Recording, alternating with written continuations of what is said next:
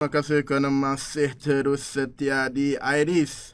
Dan untuk segmen K-Circle kita hari itu bersama dengan Sarawak Islamic Information Center, kita akan bersama dengan tetamu khas kita, iaitu Ustaz Muhammad Solhi bin Haji Muhammad Sharif dari Emotional Intelligence Specialist Wise Academy. Assalamualaikum Ustaz. Waalaikumsalam warahmatullahi wabarakatuh. Selamat datang ke Konti Iris Ustaz. Alhamdulillah, terima kasih atas jemputan. Ya, ini merupakan kunjungan yang pertama Ustaz ke Konti Iris Ustaz. Benar. Jadi First time di situ. Ustaz boleh cerita latar belakang Ustaz sikit Ustaz untuk kita kongsikan kepada para pendengar kita Ustaz. Baik, terima kasih. Bismillahirrahmanirrahim. Assalamualaikum warahmatullahi wabarakatuh. Jadi nama kami Muhammad Solhi bin Haji Muhammad Sharif. Lahir di Sarawak, di Kuching, Sarawak. Tapi membesar lama di Pulau Pinang. Kelakar Sarawak boleh juga. Tapi sebenarnya berapa bunyinya Sarawak. Ada sikit-sikit lah.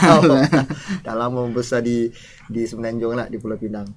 Jadi saya adalah seorang jurulatih di UWISE Training and Consultancy yang berpejabat di Pulau Pinang. Dan sekarang banyaklah program-program yang kita anjurkan di sekitar Sarawak. Jadi tanpa kita melengahkan masa kita untuk siaran K-Circle tu, kita teruskan kepada soalan yang pertama untuk Ustaz. Okey.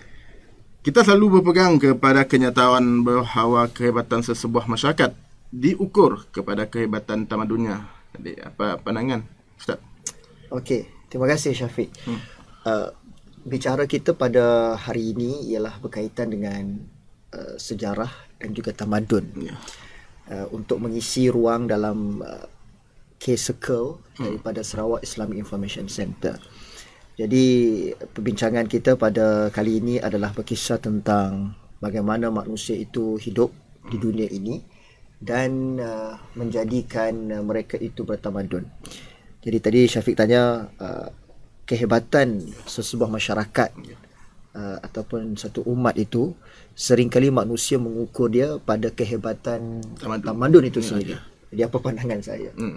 Pertama sekali, saya melihat bahawa kita perlu faham dahulu bagaimana tamadun itu boleh berlaku, atas sebab apa tamadun itu berlaku, dan atas dasar apa ia boleh dipanggil ataupun disebut sebagai bertamadun.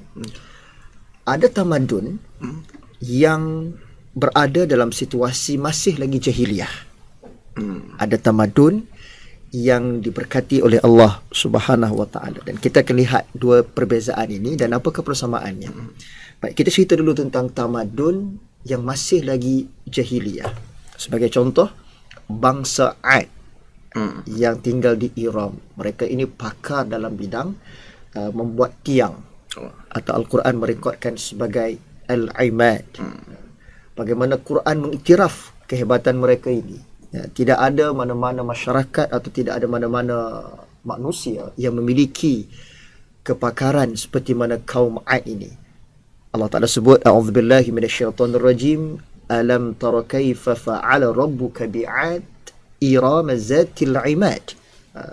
Tidakkah kamu melihat? Allah Ta'ala gunakan alam tara, maksudnya bukan hanya melihat dengan mata, tetapi mengambil masa untuk berfikir akan bangsa ini. Dan Quran sebut, tidakkah kamu melihat kaifa fa'ala rabbuka bi'ad, bagaimana Allah melakukan sesuatu kepada kaum Ad ini yang tinggal di Iram. Dan kehebatan mereka ialah mereka ini sangat pakar untuk membuat tiang, sehingga kan mereka boleh buat bangunan yang tinggi-tinggi. Allati lam yukhlaqu mithluha fil bilad, yang tidak ada mana-mana orang ataupun mana-mana bangsa yang sama seperti mana mereka ini. Dan ini nak tunjukkan bahawa kaum Ad, kaum yang bertamadun. Satu. Yang kedua, kita lihat juga kaum yang disebut oleh Allah dalam Quran, iaitu kaum Thamud, bangsa Samud. Mereka ini pakar untuk membuat rumah di dalam batu. Dalam batu. Tuan-puan sedang pendengar, kita buat rumah, kita cari batu. dan susun batu bata. Tetapi mereka ini, kaum Samud ini ataupun bangsa Samud, batu. Dan Quran merekodkan apa? وَثَمُودَ الَّذِينَ جَابُوا الصَّخْرَ بِالْوَادِ. Quran merekodkan perkataan as-sakhru, bukan al-hijr. Al-hijr itu batu juga, tapi batu yang bersifat kecil. Jadi rumah kita datang daripada al-hijr. Tetapi Quran merekodkan untuk mereka ini as-sakhr. Mereka ini bongkah-bongkah batu yang besar. Mereka ini pakar dalam batu. Sebab itu kalau kita pernah dengar cerita yang sangat dekat dengan kaum Samud ini adalah tentang cabaran mereka kepada Nabi Saleh alaihi salam, tentang unta Nabi Saleh. Ya. Mereka mencabar Nabi Saleh seandainya boleh keluarkan unta daripada batu tersebut. Batu juga. Nak tunjukkan bahawa kaum Samud ini memang expert batu. Mereka tak boleh keluar daripada batu. Dan dengan izin Allah, ada unta yang keluar daripada batu tersebut. Dan ada penggiliran untuk membuat pertukaran minuman. Maksudnya ada hari unta Nabi Saleh kena minum, waktu itu tidak ada orang lain yang boleh minum, dan ada hari kaum Samud boleh minum. Dan akhirnya berakhir mereka tak setuju kerana pertukaran keadaan itu. Itu bangsa yang kedua, bertamadun. Bangsa yang ketiga adalah bangsa Fir'aun. Fir'aun yang Quran juga merekodkan wa fir'auna zil autad. Fir'aun ini kehebatan dia apa? Al-autad, memiliki pasak. Ulama tafsir, mufassirin, dia ada beberapa pandangan di situ. Sebahagian mengatakan al-autad itu adalah pasak kemah. Begitu ramainya tentera kaum Fir'aun ini atau bangsa Fir'aun ini, sehingga kan seandainya mereka membuat kemah, akan dilihat begitu banyak al-autad, pasak-pasak kemah itu. Begitu banyak. Sebahagian lagi mengatakan al-autad itu adalah binaan yang dibuat oleh bangsa Fir'aun ini, pasak itu. Yang membuatkan mereka boleh membuat bangunan-bangunan yang hebat kerana pasak yang bagus. Sidang pendengar sekalian, saya nak sebutkan apa? 3 bangsa ini. Kita ulang balik, bangsa Ad, bangsa Samud dan juga bangsa Fir'aun. Ketiga-tiga ini, mereka ini bertamadun. Teknologi mereka hebat. Bagaimana mereka boleh batu yang besar, yang bongkah yang besar itu mereka boleh pecahkan, dan mereka boleh buat rumah di dalam batu tersebut. Mesti kena ada ilmu yang hebat. Mesti kena ada satu knowledge yang begitu hebat. Dan mereka ini bertamadun. Walau bagaimanapun, sidang pendengar sekalian, mereka tetap mendapat azab daripada Allah. Sautul azab, disebut oleh Allah, pukulan azab diberikan kepada mereka ini. Mereka berakhir dengan kehancuran juga. Bermaksud something wrong somewhere lah. Ada benda yang tidak kena di situ, walaupun mereka ini bertamadun. Dan ini yang kita nak lihat sebenarnya. Apakah benar anggapan manusia yang mengatakan tadi diukur kepada kehebatan tamadun, sedangkan 3 bangsa yang hebat ini berakhir dengan kehancuran. Persamaan mereka apa? Kita lihat dulu persamaan. Ketiga-tiga bangsa ini, sidang pendengar sekalian, semuanya kembali balik kepada binaan. Setuju? Binaan, betul? Dia kembali balik kepada itu. Baik bangsa Ad ataupun Samud ataupun Fir'aun, semuanya adalah tentang pembinaan.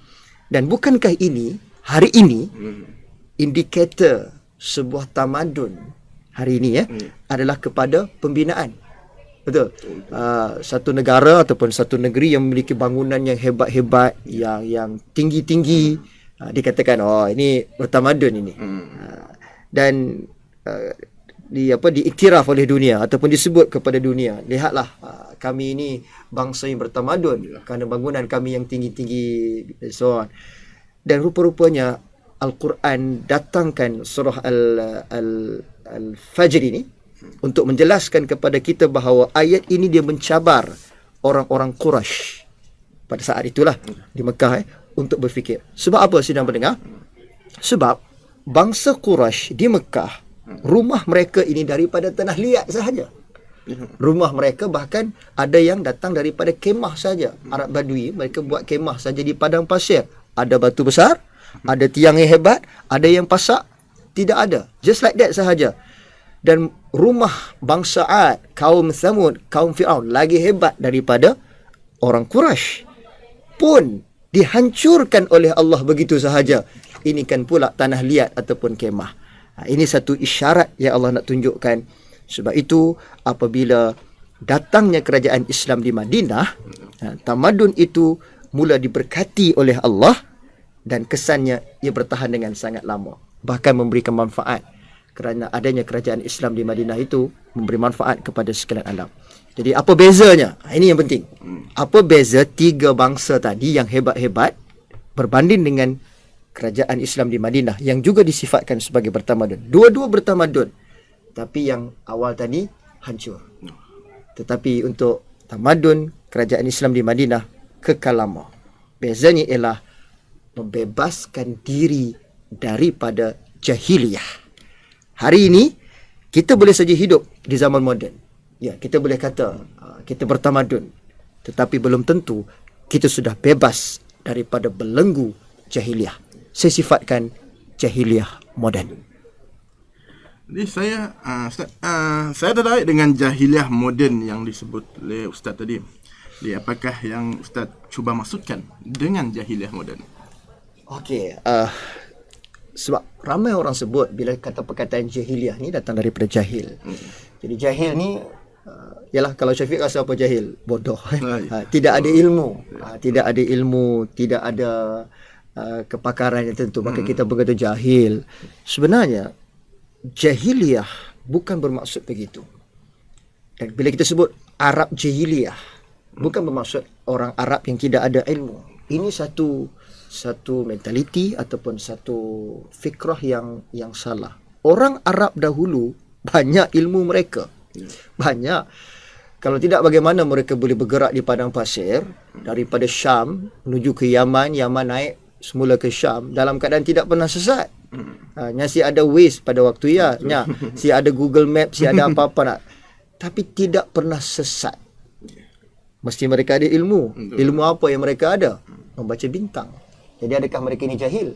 Kalau bandingkan dengan kita hari ini, maknanya kita memang tak mampu nak membaca bintang. Kita mau pergi ke sini-sini mau pakai Waze juga. So, itulah yang dimaksudkan jahiliyah. Bukan bodoh, bukan tidak ada ilmu. Baik, kita petik satu pandangan daripada Syekh Muhammad Qutub, seorang pemikir Islam, seorang pemikir Muslim dan juga penulis yang sangat produktif, banyak menulis pandangan-pandangan yang mutaakhir ini. Sebab beliau hidup sezaman dengan kita. Meninggal pada tahun 2014 di Arab Saudi, pada waktu itu umurnya 94 tahun. Jadi 2014 lebih kurang dalam 7-8 tahun yang lalu. Bermaksud Syekh Muhammad Qutub hidup sezaman dengan kita, melihat bagaimana pembinaan bangunan-bangunan yang ada di dunia ini. Jadi apa kata beliau? Katanya jahiliyah bermaksud tidak ada iman yang benar dan juga tidak ada akhlak yang sempurna. Langsung tidak disebut mereka tidak ada ilmu, tidak. Maksudnya apa? Ukuran manusia bertamadun, sidang pendengar sekalian, bukan hanya kepada kecanggihan teknologinya. Ukuran manusia bertamadun dia bukan kepada tinggi ilmunya. Tanpa kita menafikan ilmu itu penting. Bukan bermaksud si ada ilmu, si ada halah, yang penting. No, we need that knowledge juga. Kita perlukan juga dari segi canggih teknologi itu. Tetapi mesti juga mengambil kira bagaimana untuk hidup bermasyarakat.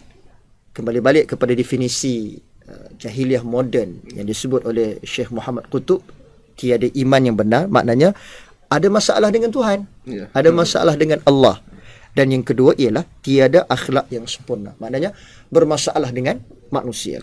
Sebab itu Ibnu Khaldun pernah memberi satu contoh, disebut untuk melengkapkan keperluan makanan. Maksudnya kita nak hidup, kita perlukan makanan.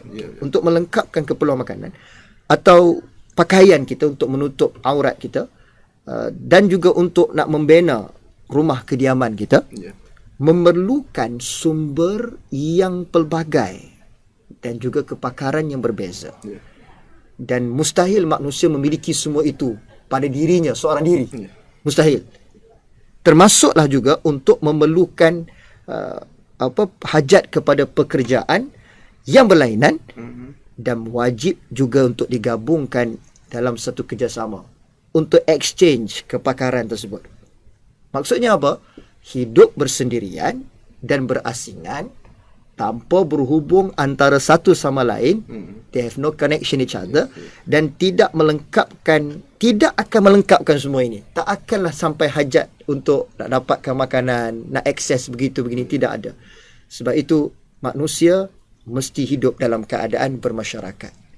So jahiliah di sini, bila ada masalah di sini, timbullah istilah jahiliah itu. Sama ada mereka mahu ataupun tidak, kita mesti hidup bermasyarakat dan kita saling memerlukan antara satu sama lain. Hidup bermasyarakat ini memerlukan akhlak yang baik, Syafiq. Mun ada masalah akhlak, apa jadi? Dia tidak akan mula untuk approach, dia tidak akan mula ada rasa keinginan untuk berkawan. Sebab tu akhlak kena baik. Sekalipun kita diciptakan dengan pelbagai bangsa ataupun agama kita berbeza, atau budaya kita berbeza, etnik kita berbeza, Muni Sarawak tu, namun manusia tetap akan bersatu atas nama kemanusiaan. Maka di sinilah muncul model masyarakat majmuk, atau istilah dia sebut sebagai madani, atas usaha Nabi SAW di Madinah. Sebab itu nama Yathrib diubah kepada Madinah. Asasnya adalah ad-din, Madinah tu ad-din, Madin, ad-din.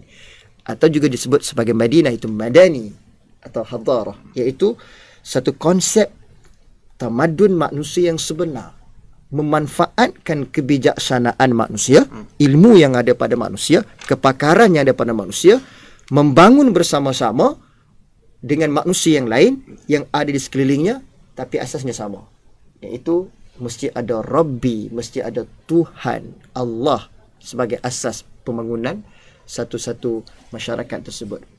Dalam surah An-Nisa ayat 1, Allah Ta'ala memberikan satu penjelasan yang very clear sebab apa kamu ni kena hidup tak boleh seorang diri.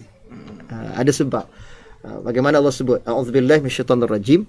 Ya ayyuhan nas ittaqu rabbakumul ladzi khalaqakum min nafsin wahidatin wa khalaqa minha zawjaha وَبَثَّ مِنْهُمَا رِجَالًا كَثِيرًا وَنِسَاءً وَاتَّقُوا اللَّهَ الَّذِي تَسَاءَلُونَ بِهِ وَالْأَرْحَامَ إِنَّ اللَّهَ كَانَ عَلَيْكُمْ رَقِيبًا. Wahai sekalian manusia, bertakwalah kamu kepada Tuhan kalian yang telah menciptakan kalian min nafsin wahidah, daripada seorang diri. Kemudian Allah sebut, dan daripadanya Allah menciptakan isterinya. Dan daripada kedua-duanya itu, yakni Adam dan juga Hawa, Allah mengembangbiakkan lelaki dan juga perempuan yang ramai.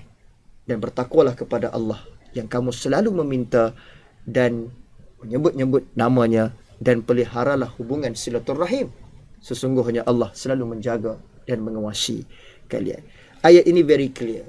Tidak pula disebut, aku ciptakan kamu seorang diri, hiduplah di dunia ini, buatlah apa yang kamu rasa penting untuk kamu. Tidak. Tapi dikembangkan, dibiakkan manusia itu. Nak menunjukkan di sini bahawa kita hari ini, jika manusia hidup untuk saling bermusuhan ataupun hidup untuk bersaing sesama sendiri, jatuhkan kawan, akhirnya manusia akan memilih untuk bersendirian. Keyword penting adalah akhlak tadi. Akhlak tadi. Jika ada masalah akhlak, akhirnya manusia tidak mahu berkawan dan dia akan hidup bersendirian.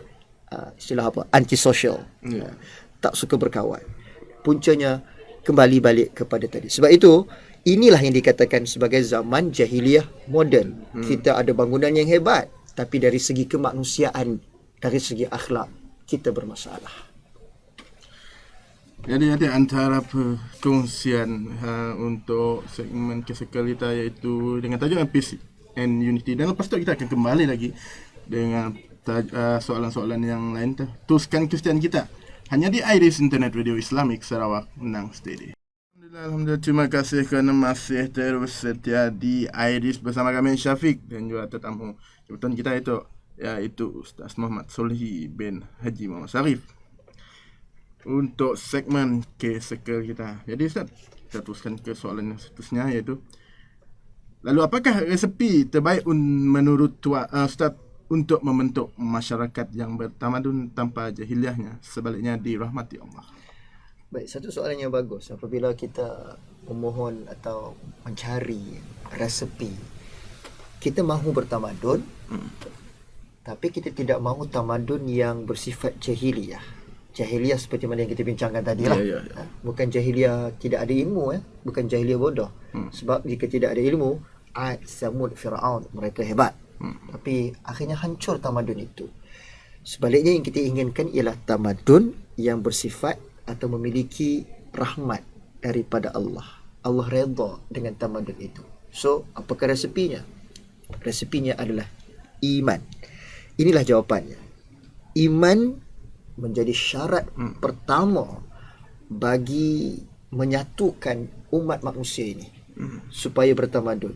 Sebelum datang ilmu, sebelum datangnya akhlak, iman, keimanan manusia itu sangat-sangat penting. Sebab tanpa keimanan kita yang asli, yang benar kepada Allah Subhanahu wa taala, maka integriti seseorang itu hanyalah sebagai satu pembohongan dan juga penipuan semata-mata. Ya, kita boleh sebut kita bertamadun, tetapi bila kita ada masalah dengan Tuhan, sebenarnya kita masih lagi belum benar-benar mendapat keselamatan. Bermodalkan ayat kami meraihkan ataupun kami sangat bertoleransi begitu begini, ini tak cukup. Sangat fragile, sangat fragile. Rasulullah sallallahu alaihi wasallam, kita ambil model itu. Ketika mana nak memulakan langkah untuk membangunkan tamadun manusia di Madinah, tempat permulaannya, apa yang Nabi buat? Nabi menjadikan manusia ini, awal-awal lagi Nabi menggabungkan golongan manusia yang beriman kepada Allah dan diperintahkan untuk berhijrah ke Madinah. Bukan sahaja-sahaja Allah tak ada suruh perintah berhijrah ke Madinah. Sebab orang yang berhijrah daripada Mekah ke Madinah sahaja yang memiliki ciri-ciri keimanan.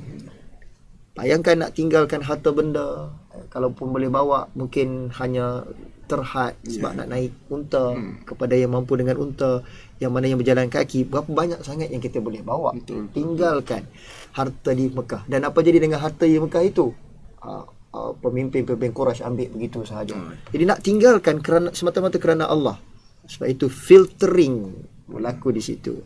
Orang yang bergerak, muhajirin yang menuju ke Madinah Yathrib pada waktu itu, mereka ini adalah orang-orang yang beriman. Sampai di Yathrib, sampai di Madinah, Nabi SAW saudarakan Aus dan juga Khazraj, Ansar, maka tinggallah mereka itu di dalam Madinah. Mereka disatukan dengan perpaduan sesama Islam. Berteraskan kepada prinsip persaudaraan Islam itu. Buat bangunan? Belum lagi. Rumah besar? Belum lagi. Ini dulu. Dan bukan semua digabungkan manusia itu. Awal-awal yang dipanggil, yang dikumpulkan, yang disatukan adalah manusia yang beriman kepada Allah Subhanahu wa taala, yang betul-betul asli, yang betul-betul pure.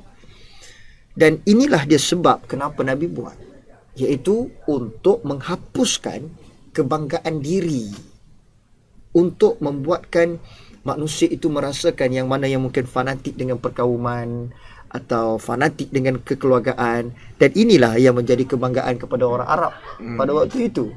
Orang Arab Quraisy memang begitu gah dengan perkaumannya, dengan bangsanya. Dan ini semua Nabi hapuskan dahulu. Dibawa pergi ke Madinah, disaudarakan, dan semuanya diikat dengan satu sahaja, iaitu Anda Muslim, aku adalah orang Islam. Ini dahulu.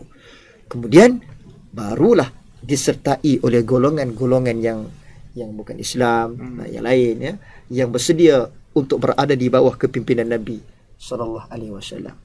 Prinsip, konsep yang ditunjukkan oleh Al-Quran, ini resepi ni yang telah berjaya menubuhkan, mencipta sebuah tamadun yang terbesar dalam sejarah manusia.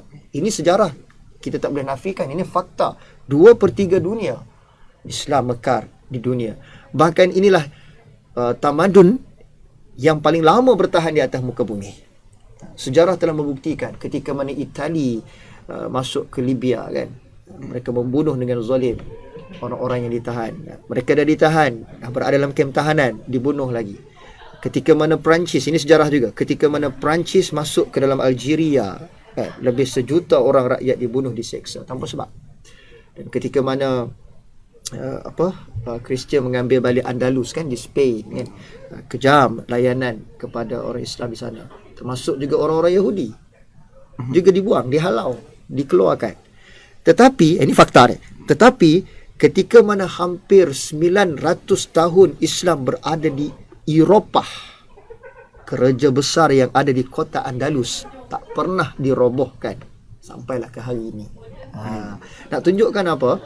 Hayat orang Islam tu lebih panjang di tanah Eropah, bukan tanah Arab lagi dah, tanah Eropah, berbanding daripada orang Amerika di tanah Amerika sendiri yang mereka curi daripada Red Indian kan. So ketika mana Nabi menguasai Madinah, masih ada lagi orang-orang Yahudi yang dibenarkan menetap dalam Madinah itu sendiri. Sehinggalah tercetusnya perang Khandaq kan, ataupun perang Ahzab yang direkodkan oleh Allah dalam Quran. Barulah orang-orang Yahudi itu keluar daripada Madinah. Itu pun bukan kerana Nabi menghalau mereka keluar. Sebaliknya mereka sendiri memilih untuk keluar kerana tidak kena dengan jiwa mereka. Mereka ada niat yang lain. Sebab itu jangan sekali-kali kita lupa ada pun kejatuhan tamadun Islam yang berlaku mutaakhir ini. Bukan sebab Islam itu adalah agama yang lemah atau Islam itu adalah agama yang tidak benar. Sebaliknya, Islam itu sendiri tidak lagi diamalkan oleh penganutnya sendiri. Dan itulah yang menyebabkan jatuhnya tamadun Islam. Jadi sebagai kesimpulannya, apakah yang perlu kita semua lakukan setelah mendengar perkongsian ini? Terima kasih Syafiq. Hubungan manusia yang bersifat berbilang kaum, yang bersifat pelbagai bangsa, mungkin kita di Sarawak atau pelbagai etnik, sebenarnya ini adalah ciri-ciri kemanusiaan yang fitrah. Ini bukan pelik. Ada tempatnya lebih suka untuk hidup sejenis saja, satu bangsa saja. Tapi sebenarnya berbilang kaum, berbilang bangsa etnik ini sebenarnya ia adalah fitrah kepada manusia. Dan Quran merekodkan tentang itu dalam surah Al-Hujurat ayat 13. Allah Ta'ala sebut, a'udzubillahi minasyaitonirrajim, ya ayuhan nas inna khalaqnakum min dzakarin wa unsa wa ja'alnakum syu'uba wa qabaila lita'arafu. Wahai manusia, sesungguhnya kami telah menciptakan kalian daripada kalangan lelaki dan juga perempuan, dan kami telah menjadikan kalian dalam pelbagai bangsa dan bersuku-suku supaya kalian saling berkenal-kenalan. Allah tak sebut supaya kalian saling bermusuhan. Untuk mengenali antara satu sama lain, to knowing each other. Dan jika benarlah manusia ini boleh hidup bersendirian atau dalam kelompoknya sahaja, nescaya ayat yang saya sebutkan tadi dalam surah Al-Hujurat ayat ke-13 itu tidak akan diturunkan oleh Allah kepada manusia. Berita baiknya Syafiq Sarawak sangat mendahului dalam aspek ini. Kita dapat lihat bagaimana hidup kita, bangsa kita di sini, manusia yang hidup di Sarawak ni, pelbagai etnik, kita mendahului dalam aspek ini. Maka teruskanlah usaha murni ini, teruskan kita belajar untuk mentamadunkan manusia dengan menggunakan Al-Quran, dengan menjadikan Rasul sebagai contoh. Tidak ada cara lain yang boleh menjayakan kita melainkan dengan cara ini sahaja. Dengan cara ini sahaja. Jadi kita kena kembali balik kepada ini. Usaha murni dah ada, kefahaman dah ada, tinggal lagi ke arah mana yang kita nak bawa. Dan arah mana itu mestilah kembali balik kepada Al-Quran dan juga As-Sunnah. Terima kasih kepada pihak LAKMNS atas jemputan ini. Mudah-mudahan ada manfaatnya perkongsian yang telah sama-sama kita dengar ini untuk membuatkan kita menjadi manusia yang bertamadun, bukan tamadun jahiliah, tetapi tamadun yang diberkati oleh Allah Subhanahu wa taala. Alhamdulillah, alhamdulillah. Terima kasih diucapkan kepada Ustaz Muhammad Sulhi bin Haji Muhammad Sharif di atas perkongsian untuk segmen K-Circle kita bersama dengan Sarawak Islamic Information Center. InsyaAllah semoga kita dapat bertemu lagi di masa akan datang untuk perkongsian-perkongsian yang akan datang. Kami mewakili Lembaga Amanah Kebajikan Masjid Negeri Sarawak ucapkan jutaan terima kasih kepada Ustaz di atas kesudian berkongsi untuk segmen K-Circle tu. Jadi kita teruskan lagi untuk itu dengan lagu yang teruskan kesetiaan kita hanya di Iris Internet Radio Islamic Sarawak. Nang steady.